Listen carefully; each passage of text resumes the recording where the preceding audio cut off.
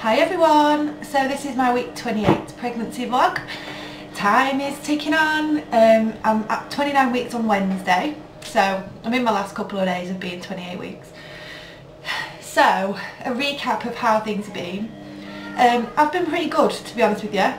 At times in some afternoons I've felt a bit crappy, but nothing that's made me nothing that's really got me down, to be honest with you.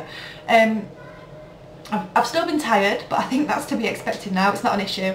Just make the most of it when I can be tired. When Lee's off work, I will be on that sofa. And it's been a pretty good week, really. My nipples have been really sore and sensitive again, and when George has been feeding it's felt like, I don't know, it feels like he's been feeding with his teeth, but that's still going strong. And yeah, everything has been fine. I had my week 28 midwives appointment this morning, and yeah, it all went really well. I had the relevant blood tests done, the blood's taken. She had a feel to see where Poppy is laying, and it appears at the minute that she is transverse, so that's across my belly. Following suit of Georgie and Bobby. I think Frankie was transverse at this point as well. My measurements was like a centimetre or two smaller, but nothing to be worried about, and obviously that's because she's laid across my belly. It was such a good midwife's appointment actually. I've come out of it feeling really positive about the birth that I'd love, just about lots of things really. She was just it's the first time I've met her, and she was so supportive. While I'm talking about this, I want to explain to you all, if you don't know already, the sort of birth that I'd ideally like.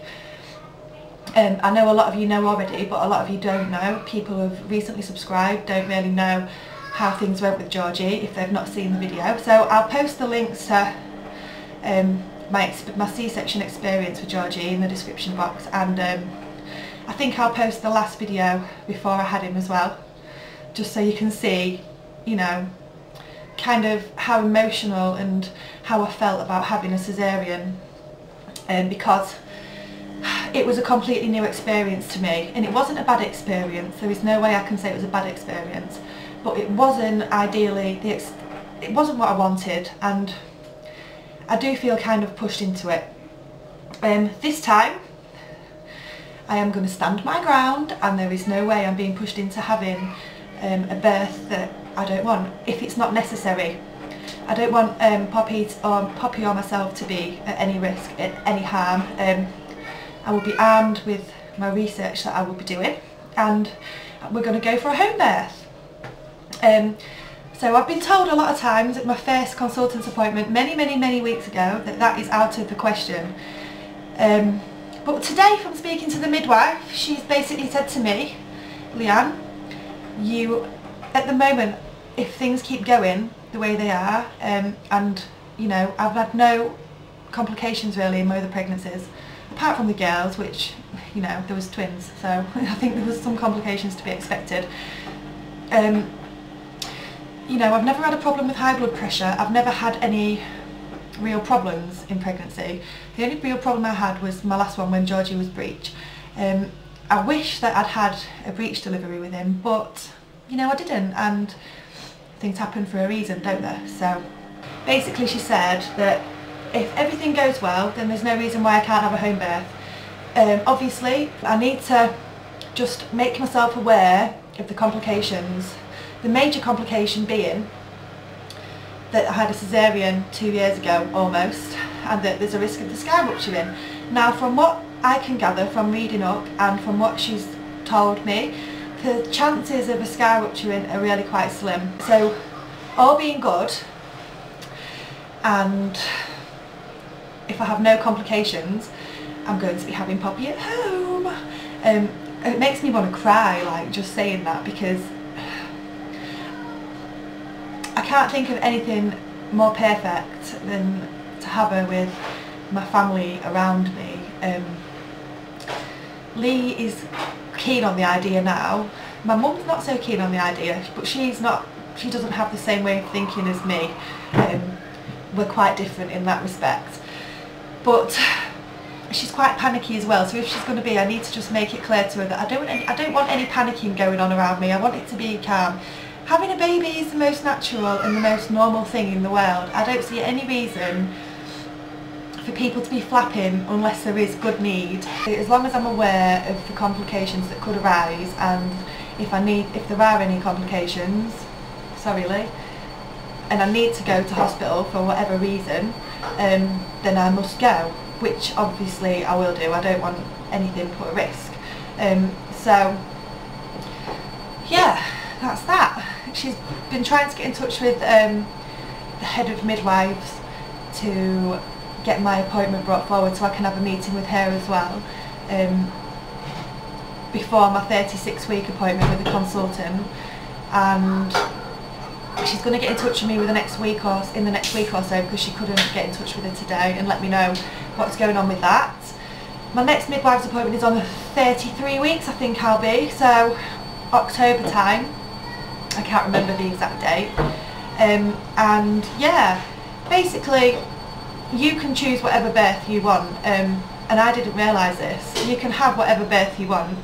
The midwives have got a duty to respect that and to be there and care for you throughout that. Even the consultant has. So I wasn't aware of any of this until she told me today. And what are you smirking at? And I feel a bit like, yeah, I can do this. And it's a really, what's the word, Lou? It's a really, I can't think of the word, but it's a really good feeling, knowing that I'll be able to do it, even though I've got my scar. I know that I will be able to do it, personally. I've never had a trouble pushing any of my other children out. It's not like I had a cesarean because labour stalled or anything. Touch wood, that won't happen. But that is what we're going to do, isn't it? People really watch you. Yeah. Lee finds it really hard to understand why people are actually interested in me waffling on about pregnancy. It's not everyone's cup of tea, Lee. We all know you're dead macho and like your football and so yeah, I'm really excited. And I'm not even concerned about how she's lying at the moment. I'm sure that she moves to different positions quite frequently, because I feel her all over the place. So yeah, and I also wanted to mention, will I be having the whooping cough vaccine? Yes, I will. I did ask people's opinions on it on my Facebook page a few days ago. They basically backed up what I thought anyway. I feel that it's an important thing to have done. It's put in place for a reason, just like vaccines for your children and stuff. And the main part of the risk of your child getting whooping cough is from the people that aren't already vaccinated. So I think for her to be covered up until she's old enough to get her actual vaccinations, then you know I'm going to take that vaccine. Look at Georgie, he got chicken pox before he was 16 weeks old, I think. And if there was a vaccine available over here for chicken pox, I would have had that. Because although he handled it really well, it wasn't nice at all for such a small baby to get something so nasty. And whooping cough can be a lot more damaging than chicken pox. It can kill, can't it? So I think it's really important to have it done. So yes, I wanted to pop on and just tell you about all that. Where's the dog's beef sticks? Where's the dog's beef sticks? I don't know, but you can keep those beef sticks away from me because they stink. Stink worse than your beef sticks. You're on that beef stick. Anyway, I'm going to go because I've got some hyperactive little boys that need to go to bed. Thank you for watching and I hope you're all alright. See you soon. Bye.